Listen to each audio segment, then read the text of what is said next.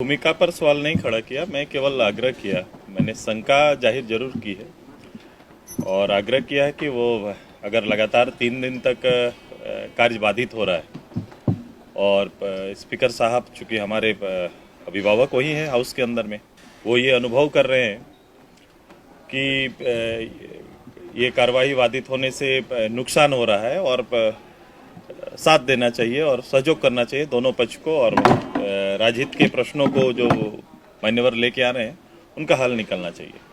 तो मैं यही आग्रह किए, उनके पास वो शक्तियाँ हैं कि जब राज्य के अंदर या फिर हाउस के अंदर जब ऐसी परिस्थितियाँ उत्पन्न होती है तो वो दल के या विपक्ष के या पक्ष के लोगों को एक साथ बैठा के कार्यमंत्रणा बुला सकते हैं। मैंने यही आग्रह किया, कार्यमंत्रणा बुलाना चाहिए।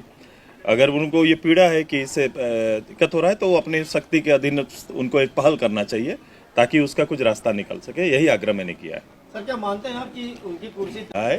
मैंने जब कहा कि उनको उनका कुर्सी थोड़ा ज़्यादा झुक गया है ताकि मुझे लग रहा है कि चूंकि विपक्ष की जो बातें चल रही हैं वो उसको मध्यस्थता नहीं कर पा रहे थे, यही मैंने कहा है। जवाबदेही सदन नेता की है।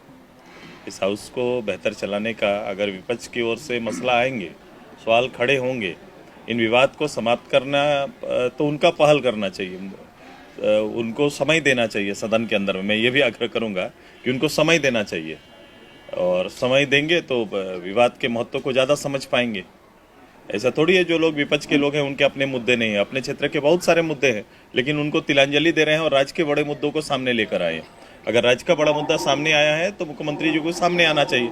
और बड़ा इसी पर आपने विशेष सत्र बुलाया था, आपने स्पेशल सेशन बुलाया बिना डिबेट का। ये पहला इस तरह का हुआ जब स्पेशल सेशन आता है जिसमें विपक्ष को बोलने का या किसी को अपना पक्ष रखने का अवसर नहीं मिला था। आज आप उससे टर्न डाउन हुए हैं।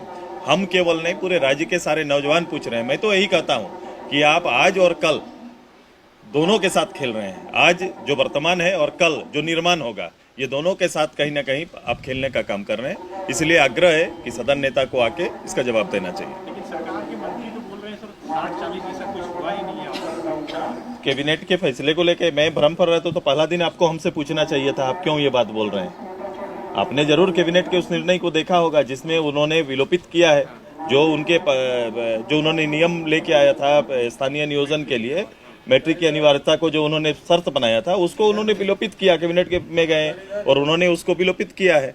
तो अगर ऐसा किया है तो वही तो जानना चाहते हैं कि किस परिस्थिति में ये काम हुआ है, ये परिस्थिति कैसे बनी, क्या परिस्थिति बनी। सरकार तो उससे जवाब तो चाहेंगे और सरकार के सदन नेता को ये जवाब देना चाहिए। सर, कल आलमगीर आलम जी का बयान आया है कि इसी नियोजन नीति के तहत इतना रोजगार देंगे कि आप लोग चुप हो जाइए। तो संतुष्ट कर दे सबको खड़ा होकर, यही तो चाह रहे हैं कि हमको चुप करने के लिए उनको चुप आके बोलना पड़ेगा ना। वो आके बोल के दिखाए, बोले वो कर दे। राज्य की जनता तो वही चाहती है, दे दीजिए, करिश्मा होगा उनका।